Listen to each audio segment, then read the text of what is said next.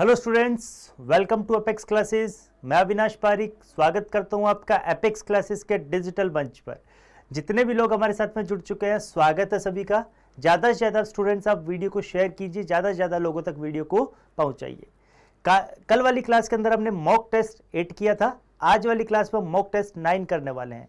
सारे के सारे क्वेश्चन एग्जाम के पॉइंट ऑफ व्यू से डिजाइन किए गए हैं, तो बगैर टाइम वेस्ट किए हुए हम क्वेश्चन में मूव करते हैं।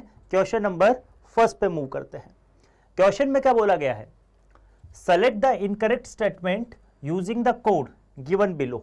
आपको इस तरीके से यहां पर कोई कोड गिवन है, इनको हमें किस तरीके से, मतलब इनमें से इनकरेक्ट, क्वेश्चन में बोला गया है इनकरेक्ट स्टेटमेंट हमें फाइंड करना है। तो क्या क्या बोला गया है? Power is a vector quantity. क्या पावर हमारी वेक्टर क्वांटिटी होती है? Acceleration is a vector quantity. क्या हमारा एक्सेलरेशन एक वेक्टर क्वांटिटी होता है? If an object resist the change in state of rest, क्या हमारा ये स्टेटमेंट ट्रू है या फॉल्स है, ये हमें फाइंड करना है। तो मीन्स हमें इनकरेक्ट स्टेटमेंट फाइंड करना है, मीन्स असत्य कथन हमें ज्ञात करना है। बात करते हैं हिंदी मीडियम वालों के लिए। नीचे दिए गए कूट का प्रयोग कर गलत कथन का चयन कीजिए। शक्ति एक सदिश राशि है। क्या शक्ति हमारी सदिश राशि होती है? सेकंड में आपको गिवन है त्वरण एक सदिश राशि है। क्या त्वरण हमारी सदिश राशि है? यदि कोई वस्तु विराम अवस्था में परिवर्तन का विरोध करती है तो क्या वह सही है? तो स्टूडेंट बात करते हैं सबसे पहले, अंकेश कुशवाहा हमारे साथ में जुड़े हुए हैं, स्वागत है, गुड इवनिंग। ज्यादा से ज्यादा आप वीडियो को शेयर कीजिए और सारे के सारे क्वेश्चन अभी हमने स्टार्ट किए हैं, तो आप भी कॉपी पेन लेकर बैठिए और ज्यादा से ज्यादा मतलब इनको सॉल्व करने का ट्राई कीजिए और लास्ट में अपने मार्क्स शो कीजिए कि कितने आपके मार्क्स हो रहे हैं।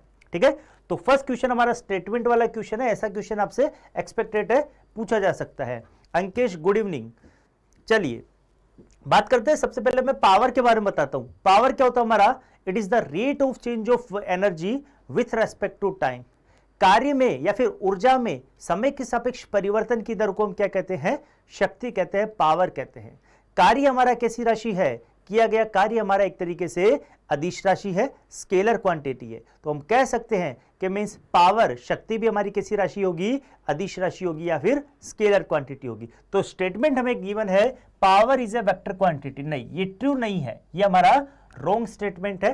पावर हमारी कैसी राशि है? एक स्केलर क्वांटिटी है, अदिश राशि है, कि कार्य हमारी कैसी राशि है? अदिश राशि है।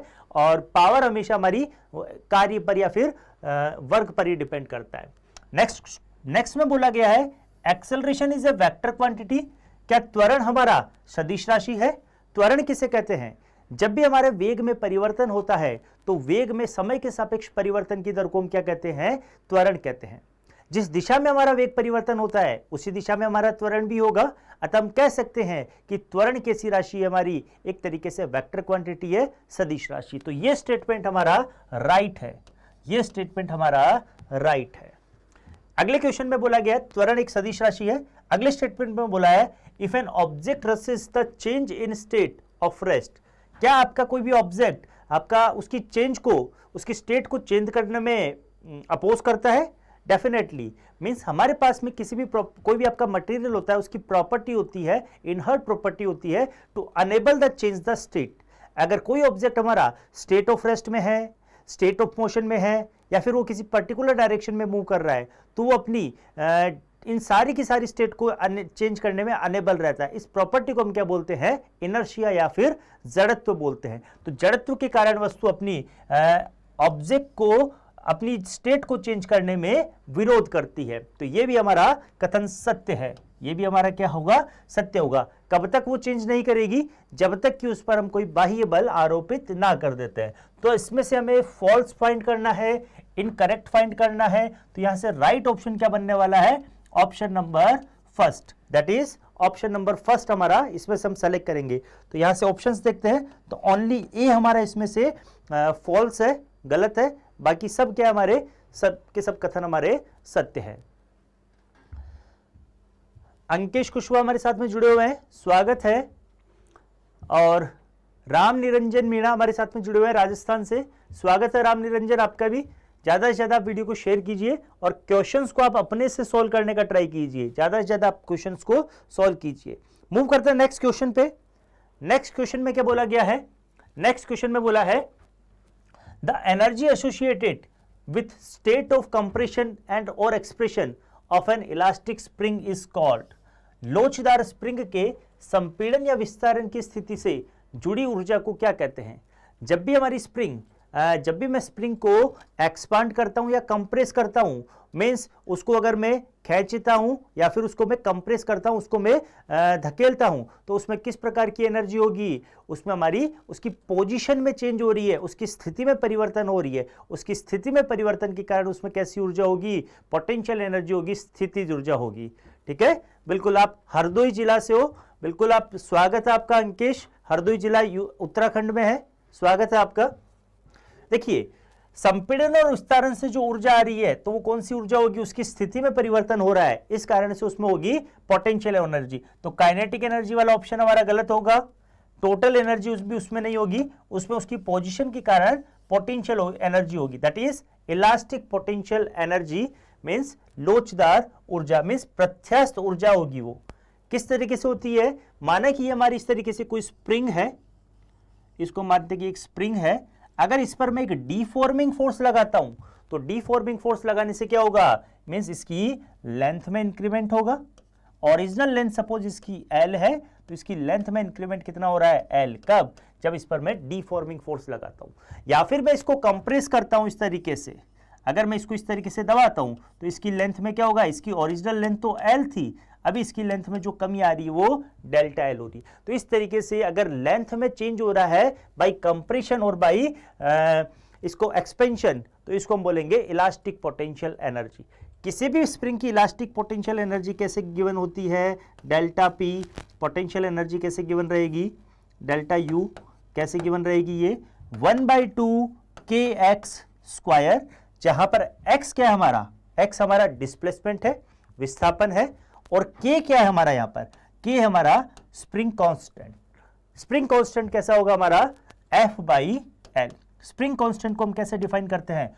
Force per unit length, means एकांक लंबाई पर हमारा बल के मान में कितना परिवर्तन हो रहा है उसको हम क्या बोलते हैं? Force constant, that is k। तो F/L से हम इसको रिप्रेजेंट करते हैं। सुशील भाटी हमारे साथ में जुड़े हुए हैं। सुशील भाटी, स्वागत है आपका, गुड इवनिंग।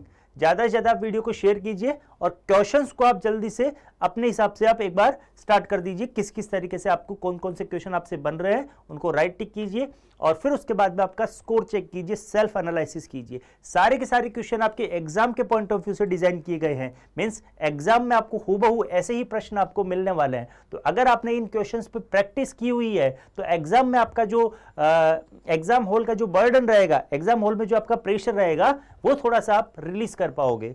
तो मूव करते हैं क्वेश्चंस पे। नेक्स्ट क्वेश्चन में क्या बोला गया है? Escape velocity from the earth surface is, पृथ्वी की सतह से पलायन वेग होता है। पलायन वेग कितना होता है? तो कुछ ऑप्शंस आपको गिवन है, ऑप्शंस को हम रीड करते हैं एक बार। Escape velocity from the earth surface, तो सबसे पहले मैं स्टूडेंट आपको बताना चाहूंगा कि एस्केप वेलोसिटी या फिर पलायन वेग किसे कहते हैं।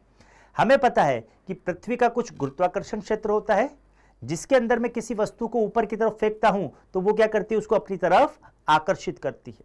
लेकिन मैं उसे कुछ ऐसे वेग से फेंकता हूं कि वो पृथ्वी के गुरुत्वाकर्षण क्षेत्र से पलायन कर जाती है, बाहर की तरफ चल जाती है और पुनः लौटकर वो पृथ्वी की तरफ नहीं आती है। तो इस प्रकार की वेलोसिटी को, इस प्रकार के वेग को हम क्या कहते हैं? पलायन वेग कहते हैं, एस्केप वेलोसिटी कहते हैं। अगर मैं बात करता हूं एस्केप वेलोसिटी के बारे में तो एस्केप वेलोसिटी का एक्सप्रेशन कैसे गिवन रहता है? √2gr। मतलब पलायन वेग हमारा किस पे निर्भर करता है? ग्रेविटेशनल एक्सेलरेशन पर निर्भर करता है और रेडियस पर निर्भर करता है। जितना हमारा एक्सेलरेशन ज्यादा होगा और जितनी हमारी रेडियस ज्यादा होगी उतना ही पलायन वेग अधिक से अधिक रहने वाला है। बात करते हैं पृथ्वी के लिए, तो पृथ्वी के लिए जो हमारा पलायन वेग है v एस्केप फॉर किसके लिए? अर्थ के लिए। अर्थ के लिए पलायन वेग कितना होता है हमारा? 11.2 किलोमीटर पर सेकेंड। एग्जाम में आपसे ये डायरेक्ट पूछा जा सकता है कि मींस जो हमारा अर्थ है उसका एस्केप वेलोसिटी, पलायन वेग कितना होता है, तो इसको आपको याद रखना है। बात करते हैं और मून और अर्थ के लिए दिया हुआ है, चंद्रमा और पृथ्वी के लिए कुछ स्टेटमेंट गिवन है। तो स्टूडेंट मैं बताना चाहूंगा कि मींस जो हमारा पलायन वेग है वो किन किन चीजों पर निर्भर करता है? वो हमारा निर्भर करता है जी पे, एक्सेलरेशन पे और त्रिज्या पे, आर पे। अगर मैं चंद्रमा से कंपेयर करता हूं, चंद्रमा से तुलना करता हूं, तो पृथ्वी की त्रिज्या और ग्रेविटेशनल एक्सेलरेशन चंद्रमा की तुलना में बहुत ज्यादा अधिक है, तो जो पृथ्वी का पलायन वेग है वो ज्यादा रहेगा कंपेयर टू मून के। तो ऑप्शंस में कौन सा ऑप्शन सही होने वाला है?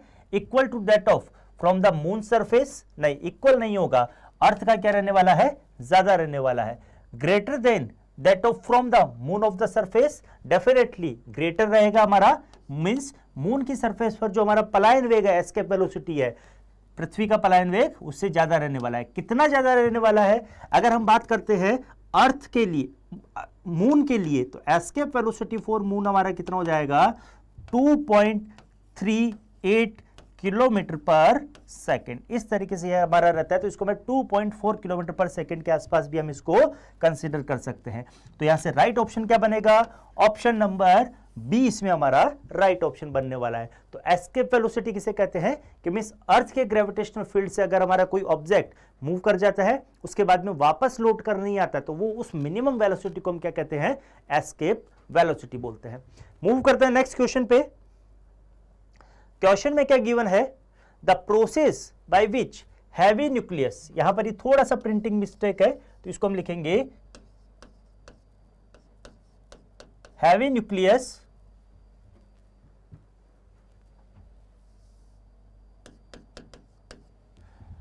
Split into lighter nucleus is known as, वह प्रक्रिया जिसमें एक भारी नाभिक हल्के नाभिक में विभाजित हो जाता है कहलाता है। जब भी हमारे मीन्स क्वेश्चन में बोला गया है कि हैवी जो आपका न्यूक्लियस है वो लाइटर न्यूक्लियस में विभाजित हो जाता है, टूट जाता है, तो इस प्रकार की अभिक्रिया को हम क्या कहते हैं? नाभिकीय विखंडन कहते हैं।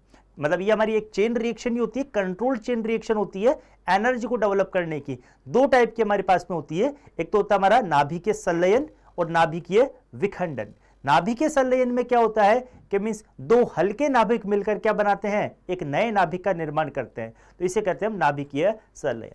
सूर्य के अंदर मैं बात करता हूं कि ऊर्जा का स्रोत क्या रहता है, तो नाभिकीय संलयन ही हमारा सूर्य में ऊर्जा का स्रोत रहता है। जबकि नाभिकीय विखंडन में क्या होता है कि मींस एक कोई भारी नाभिक हल्के नाभिकों में टूटता है और ऊर्जा को मुक्त करता है। इस प्रकार हम इसको कह सकते हैं नाभिकीय विखंडन कहते हैं, दैट इज फ्यूजन हम इसको कहते हैं।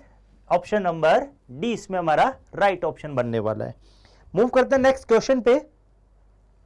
क्वेश्चन में क्या बोला गया है?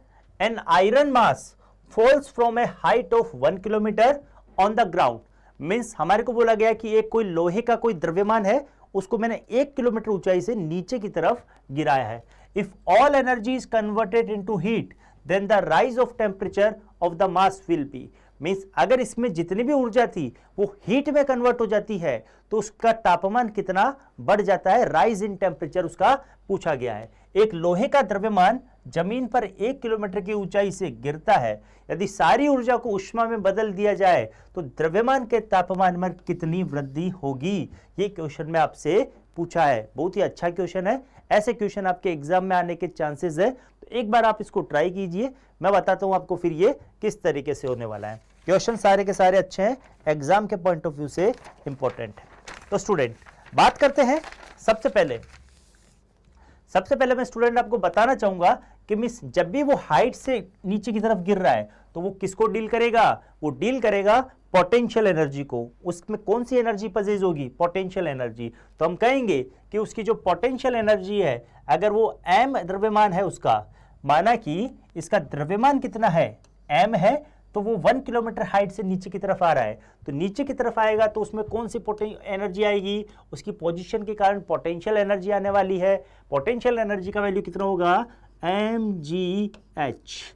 मास को मैं m मान लेता हूं, g हमें 9.8 हम कंसीडर करते हैं, और हाइट हमें 1000 मीटर गिवन है, दैट इज 1 किलोमीटर गिवन है। तो यहां से मैं लिखूंगा m इंटू 9.8 इंटू हाइट हमें 1 किलोमीटर गिवन है, तो इसको मैंने ऐसे ही सिस्टम में कन्वर्ट करने के लिए मीटर बना दिया। तो यहां से हमारी एनर्जी कितनी आने वाली है? 9.8 m। इस 1000 को हम लिख सकते हैं 10⁻3, जिसको हम बोल सकते हैं किलो जूल। यहां पर ये जूल में आएगा तो ये किलो जूल में आ जाएगी। तो पोटेंशियल एनर्जी U कितनी बना रहा है हमारा? 9.8 m किलो जूल, जहां पर m क्या हमारा द्रव्यमान। अब ये जो पोटेंशियल एनर्जी है ये हमारा किस में कन्वर्ट हो रही है, हीट में कन्वर्ट हो रही है। किस में कन्वर्ट हो रही है, हीट एनर्जी में कन्वर्ट हो रही है, और वो भी किस फॉर्म में, टेम्परेचर को चेंज करने में। तो जब भी मैं टेम्परेचर को चेंज करता हूं तो वहां पर मैं किस हीट से डील करता हूं, स्पेसिफिक हीट से, विशिष्ट ऊष्मा से हम डील करते हैं। दो प्रकार की ऊष्मा होती है, विशिष्ट ऊष्मा और गुप्त ऊष्मा। गुप्त ऊष्मा हमारी क्या होती है, मीन्स 1 किलोग्राम द्रव्यमान को, अगर 1 ग्राम द्रव्यमान को मैं उसकी अवस्था परिवर्तन के लिए जो आवश्यक ऊष्मा होती है उसको हम बोलते हैं गुप्त ऊष्मा। लेकिन तापमान को बढ़ाने के लिए जो आवश्यक ऊष्मा होती है उसको हम बोलते हैं विशिष्ट ऊष्मा। अभी यहां पर हमें क्या करना है, उसका तापमान में वृद्धि करनी है। तो ये जो दी गई ऊष्मा होगी H कितनी होगी हमारी, यहां से जो आवश्यक ऊष्मा है परिवर्तित हुई है वो कितनी होगी, mc डेल्टा T, जहां पर C क्या हमारी विशिष्ट ऊष्मा, C क्या हमारी विशिष्ट ऊष्मा, इसको बोलते हैं स्पेसिफिक हीट। Specific heat. अगर मैं बात करता हूं आयरन के लिए, तो आयरन के लिए हमारी विशिष्ट ऊष्मा कितनी होती है, आयरन के लिए हमारी विशिष्ट ऊष्मा होती है 0.42 किलो जूल पर किलोग्राम डिग्री सेंटीग्रेड। इस तरीके से हमारी विशिष्ट ऊष्मा आयरन की गिवन होती है। तो यहां से मैं इस Q को और इस पोटेंशियल एनर्जी को दोनों को मैं इक्वल लिख देता हूं। तो यहां से ये कितना आने वाला है, नेक्स्ट स्लाइड पे मूव करवाते हैं।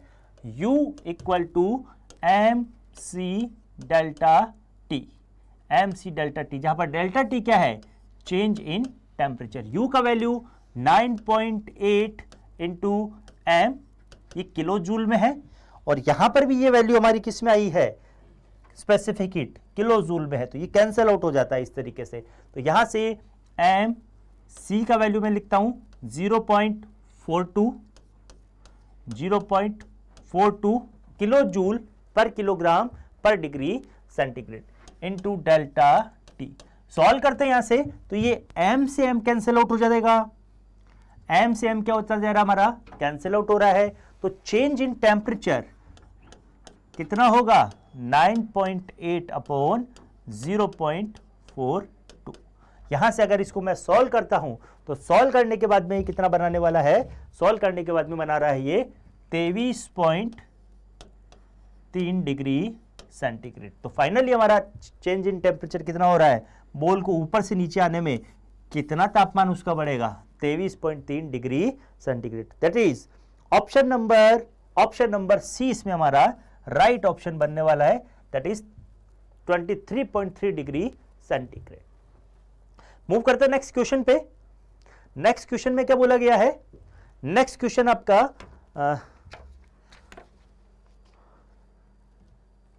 रीड कीजिए एक बार question.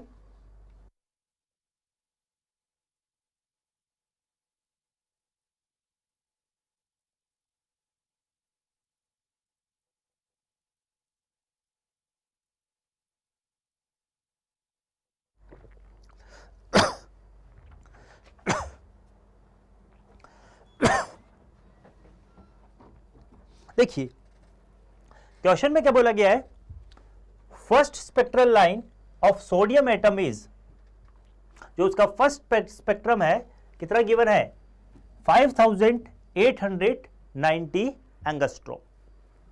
The first excitation potential is, तो उसका फर्स्ट एक्साइटेशन पोटेंशियल हमें फाइंड करना है। सोडियम परमाणु की प्रथम वर्णक्रमीय रेखा, मतलब उसका वेवलेंथ कितना है, 5890 एंगस्ट्रॉम है। तो प्रथम उत्तेजन विभव ज्ञात करना है। क्या ज्ञात करना है, उसका प्रथम उत्तेजन विभव हमें ज्ञात करना है। तो हमें पता है कि जो हमारा एनर्जी रहता है वो कितना रहता है, एनर्जी हमारा उत्तेजन विभव का मतलब हमें एनर्जी ज्ञात करनी है, एच न्यू रहती है, जहां पर न्यू क्या हमारी फ्रीक्वेंसी है और एच क्या हमारा प्लैंक कांस्टेंट। इस प्लैंक कांस्टेंट का वैल्यू कितना रहता है, प्लैंक कांस्टेंट का वैल्यू रहता है 6.62 इंटू 10⁻34 जूल सेकेंड। इस तरीके से हमारा ये प्लैंक कांस्टेंट का वैल्यू रहता है। स्टूडेंट अगर मैं यहां पर पुट करना चाहता हूं कि E बराबर एच न्यू फ्रीक्वेंसी को हम कैसे लिखेंगे, फ्रीक्वेंसी को हम लिखने वाले हैं C बाई लैम्डा, जहां पर c क्या हमारा, c हमारा velocity of light, that is 3 into 10 to की पावर 8 मीटर पर सेकेंड, इतनी हमारी ये वेलोसिटी होती है। लैम्डा का वैल्यू आपको कितना गिवन है क्वेश्चन के अंदर, 5890 एंगस्ट्रॉम। तो मैं यहाँ पे वैल्यूज को पुट करता हूं तो एनर्जी हमारी कितने आने वाली है, एनर्जी 6.62 इंटू 10 टू की पावर माइनस 34, 3 इंटू 10 टू की पावर 8 अपॉन में लैम्डा का वैल्यू मैं पुट करता हूं 5890 एंगस्ट्रॉम को मैं मीटर में कन्वर्ट करता हूं, ऐसा ही सिस्टम में चाहिए तो इस तरीके से हमारा वैल्यू आता है। अगर इसको हम सॉल्व करते हैं तो सॉल्व करने के बाद में कितना आने वाला है, 3.37 इंटू 10 टू की पावर माइनस 19 जूल। लेकिन स्टूडेंट आपने देखा है क्वेश्चन के अंदर जूल में हमारा आंसर नहीं आ रहा है, इलेक्ट्रॉन वोल्ट में आ रहा है। तो इसको हम कन्वर्ट करते हैं जूल को इलेक्ट्रॉन वोल्ट में। तो जब भी मैं जूल को इलेक्ट्रॉन वोल्ट में कन्वर्ट करूंगा तो मुझे जो हमारा बेसिक एलिमेंट्री चार्ज है दैट इज 1.6 इंटू 10 टू की पावर माइनस 19 कूलम, इससे क्या करना होगा, इसको डिवाइड करना होगा। तो यहां से हमारा इलेक्ट्रिक फील्ड कितना आने वाला है, मींस इलेक्ट्रिक फील्ड क्या, एनर्जी हमारी कितने आने वाली है।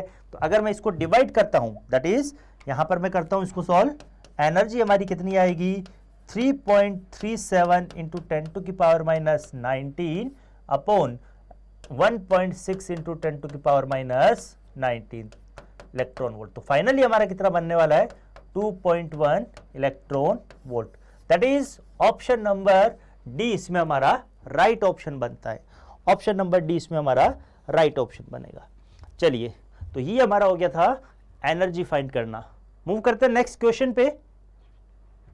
नेक्स्ट क्वेश्चन में क्या बोला गया है, a sound travel in gases in form of, ध्वनि गैसों में किस रूप में यात्रा करती है, लैंगिट्यूडनल वेव की फॉर्म में, केवल अनुदैर्ध्य तरंगों के रूप में, ट्रांसवर्स वेव की फॉर्म में, longitudinal as well as transverse wave, अनुदैर्ध्य और अनुप्रस्थ तरंगों के रूप में, या फिर स्टेशनरी वेव के रूप में। तो स्टूडेंट बात करते हैं, जब भी मैं बात करता हूं प्रोपगेशन ऑफ साउंड वेव के बारे में, तो अगर मैं बात करता हूं ठोसों के लिए मींस सॉलिड के लिए, तो ये हमेशा किस नेचर में मूव करती है, ट्रांसवर्स नेचर में मूव करती है। लेकिन जब भी मैं बात करता हूं गैस के लिए या फिर लिक्विड के लिए, तो हमेशा ये कैसे मूव करती है, लॉन्गिट्यूडनल वेव की फॉर्मेट में ये मूव करती। तो राइट ऑप्शन क्या बनने वाला है कि मींस गैसेस हमारी किस फॉर्म में मूव करती है, लॉन्गिट्यूडनल वेव की फॉर्म में मूव करती। तो ऑप्शन नंबर ए इसमें हमारा राइट ऑप्शन बनता है। मूव करते हैं नेक्स्ट क्वेश्चन में। नेक्स्ट क्वेश्चन में क्या बोला गया है, in a step down transformer the input voltage is 200 volt and the output voltage is 5 volt. The turn ratio of the transformer is, step down transformer में input voltage 200 volt है और output voltage 5 volt है। तो transformer का turn ratio means इनका कुंडलियों का अनुपात हमें पूछा गया है। तो स्टूडेंट बात करते हैं ट्रांसफॉर्मर क्या होता है। ट्रांसफॉर्मर आपका एक ऐसी डिवाइस होती है जो स्टेप अप और स्टेप डाउन के काम में आती है। मींस वोल्टेज रेगुलेशन, बहुत ज्यादा मात्रा पे अगर मुझे हायर वोल्टेज पे अगर मुझे इसका स्टेप अप और स्टेप डाउन करना है तो हम किसका यूज करते हैं, ट्रांसफॉर्मर का यूज करते हैं। पावर सप्लाई वगैरह में इनमें हम जब भी ट्रांसमिशन करते हैं जनरेशन से, तब वहां पर हायर वोल्टेज पे उसका जनरेशन किया जाता है, लेकिन उसका ट्रांसमिशन लोअर पोटेंशियल पे, और घरों के अंदर हम बात करते हैं तो 220 वोल्ट पर हम उसकी सप्लाई को यूज करते हैं। लेकिन जब हम जनरेट करते हैं तो वो हायर पोटेंशियल पे करते हैं, तो इसीलिए उसको हमें स्टेप अप, और जहां जरूरत हो स्टेप डाउन करने की तो वहां स्टेप डाउन भी हम उसको करते हैं। तो हमें पता है कि ट्रांसफॉर्मर में हमारा सिंबल क्या रहता है, कुछ इस तरीके से बनता है, जहां पर ये दोनों तरफ क्या रहते हैं हमारे, प्राथमिक कुंडली और द्वितीयक कुंडली, जिनमें नंबर ऑफ टर्न्स कितने रहते हैं, N1 और N2। बीच में हमारा ये इस तरीके से लैमिनेशन किया हुआ रहता है, कोर रहती है, ठीक है, बीच में हमारा कोर रहता है। देखिए यहां पर हम बात करते हैं कि अगर प्राथमिक में E1, प्राथमिक में मैं मान लेता हूं पोटेंशियल EP है, तो सेकेंडरी में कितना पोटेंशियल रहेगा, ES।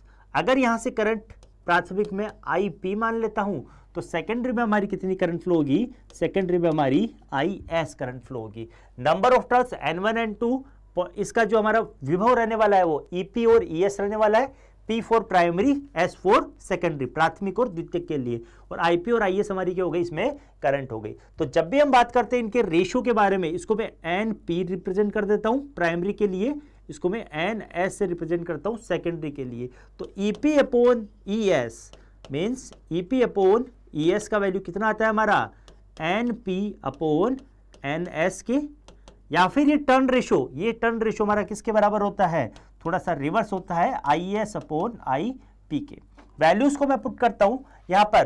प्राइमरी का वोल्टेज कितना गिवन है हमें, 200 वोल्ट गिवन है, तो यहां पर मैं पुट करता हूं इसको 200 वोल्ट, और ES सेकेंडरी का हमें कितना गिवन है, 5, तो पुट करते हैं NP अपॉन NS का रेशियो कितना आने वाला है, 40/1, दैट इज 40/1।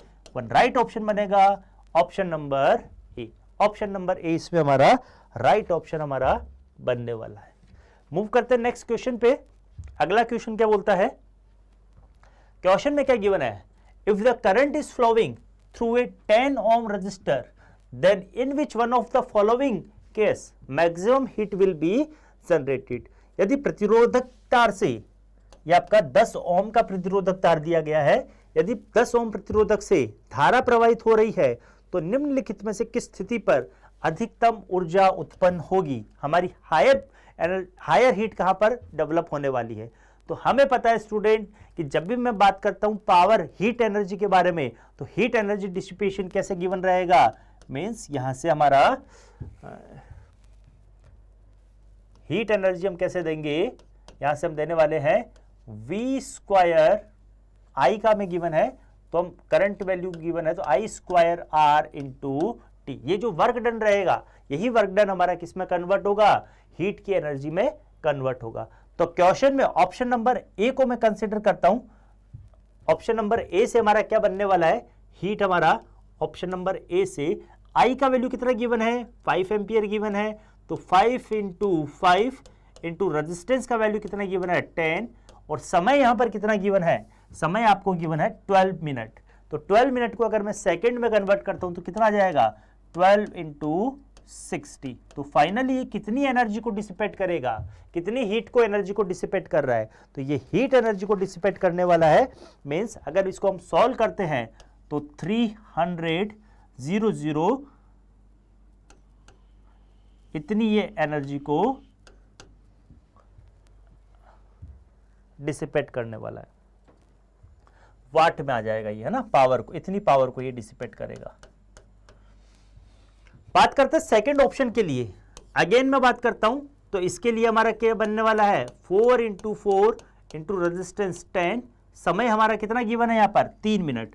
तो यहां से अगर मैं यहाँ पे पुट करता हूं इंटू 3 इंटू 60, तो कितना बनाएगा ये, अगर इसको हम सॉल्व करते हैं तो कितना बनाने वाला है ये, 28800 वाट। इसी तरीके से सी, ऑप्शन नंबर सी में क्या गिवन है, 3 एम्पियर का करंट गिवन है 6 मिनट के लिए, तो 3 इंटू 3 इंटू 10 इंटू 6 मिनट के लिए है, तो 60। दैट इज राइट ऑप्शन क्या बनने वाला है इसमें, इसमें हमारा, इसमें कितनी एनर्जी डिसिपेट होगी, 32000 वाट। इसी तरीके से ऑप्शन नंबर डी में हमारा क्या बनने वाला है, 2 एम्पियर की करंट फ्लो हो रही है 12 मिनट के लिए, तो 2 into 2 into 10 into 12 into 60। That is finally अगर मैं इसको सॉल्व करता हूं तो सॉल्व करने के बाद में ये कितना बनाने वाला है, 1200 वाट। तो ये सारी की सारी इस तरीके से हमने हीट के बारे में बात किया है। तो ऑप्शन नंबर सी में हमारा मैक्सिमम हीट आता है, तो मींस अगर 3 एम्पियर और 6 मिनट तक अगर वो फ्लो होती है 3 एम्पियर की करंट 10 ओम के रेजिस्टेंस से, तो वो ज्यादा से ज्यादा मैक्सिमम हीट डिसिपेट करने वाला है इन सब से। तो ये था हमारा बेसिक आपका क्वेश्चन था। मूव करते हैं नेक्स्ट पे।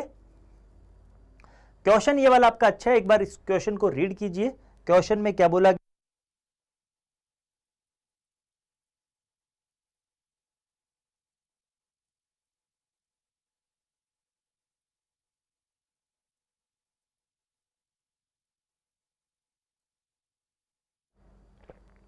देखिए स्टूडेंट,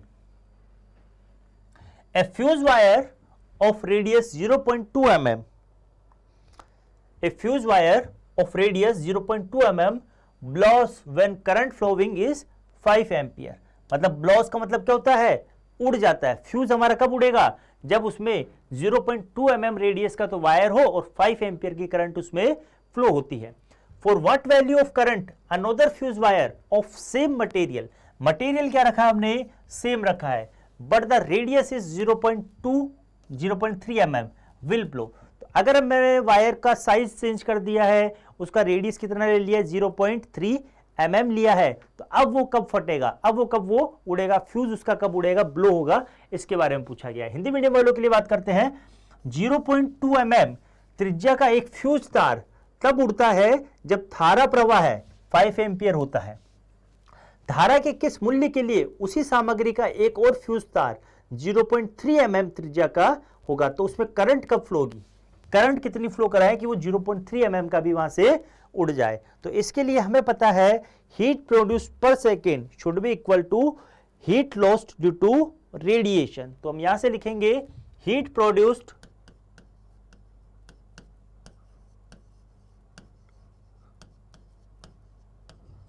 पर second should be equal to heat lost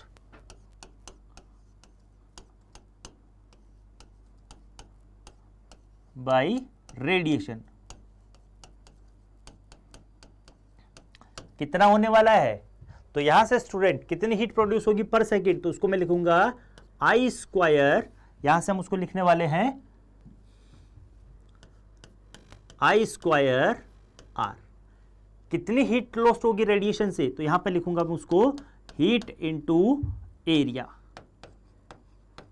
put करता हूं मैं वैल्यूज को कि हमारा जो वायर है वो वायर कैसा होता है,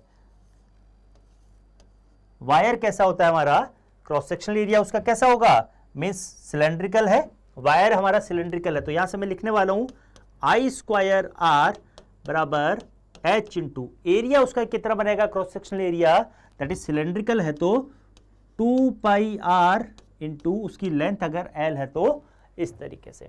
अगर मैं आर का वैल्यू पुट करता हूं तो कितना बनाएगा, I square into rho L upon A, area उसका क्या रहेगा, क्रॉस सेक्शनल एरिया है तो rho L upon pi R square.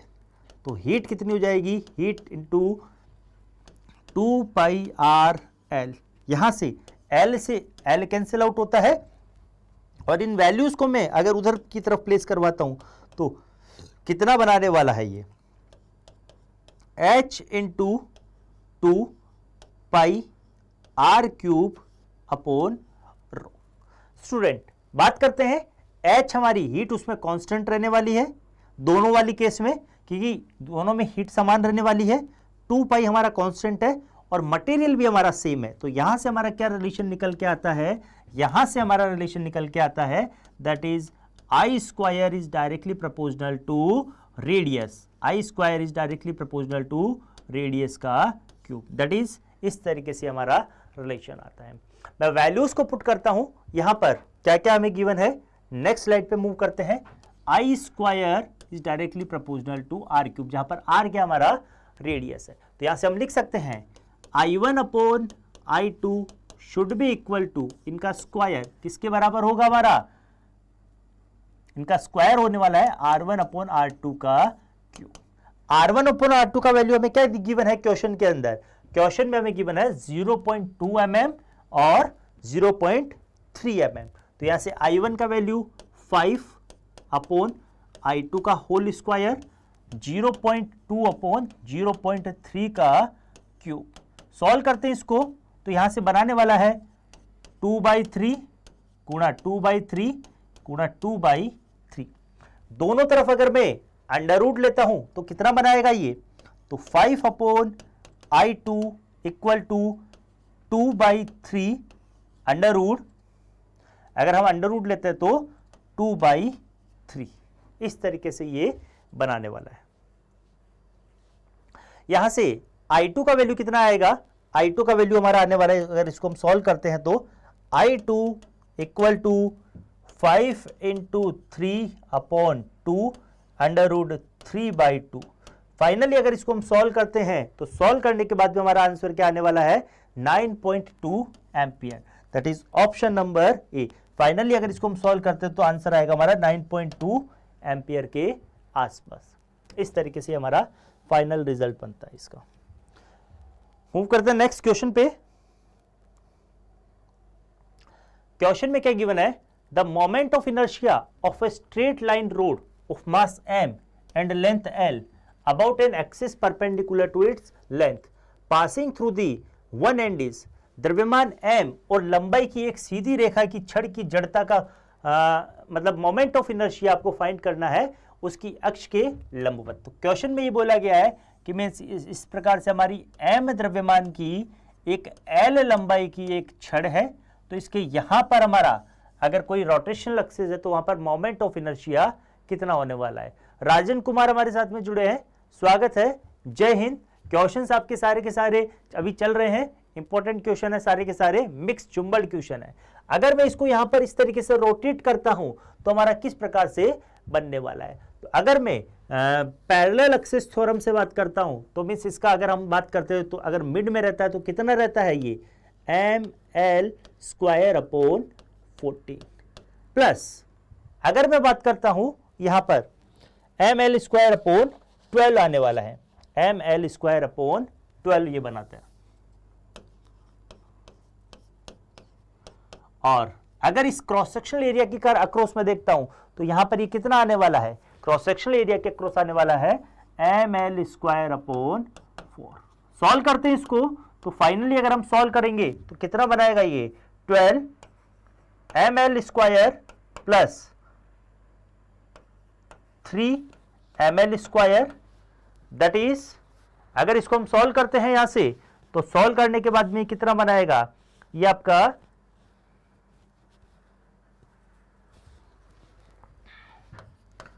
4 ml² / 12। Final ये बनाने वाला है ml² / 3। 4 से इस टाइम कैंसिल होके तो फाइनली क्या बनने वाला है ऑप्शन नंबर बी, इस पे हमारा राइट ऑप्शन बनेगा। मूव करते हैं नेक्स्ट क्वेश्चन पे। A convex lens is immersed in a liquid denser that glass, it will behave as a. एक उत्तल लेंस को कांच से अधिक सघन द्रव में डुबोया जाता है तो वह किस तरीके से व्यवहार करेगा। तो जब भी मैं अधिक सघन माध्यम में डुबोता हूं तो वो किस तरीके से वर्क करेगा, एज ए डाइवर्जिंग लेंस, अपसारी लेंस की तरह वो कार्य करता है, अपसारी लेंस की तरह कार्य करेगा। तो स्टूडेंट आज की क्लास में हमने 15 क्वेश्चन का एक सेट लगाया है। तो आज के लिए इतना ही, कल मिलते हैं नेक्स्ट क्लास में, तब तक के लिए जय हिंद, थैंक यू।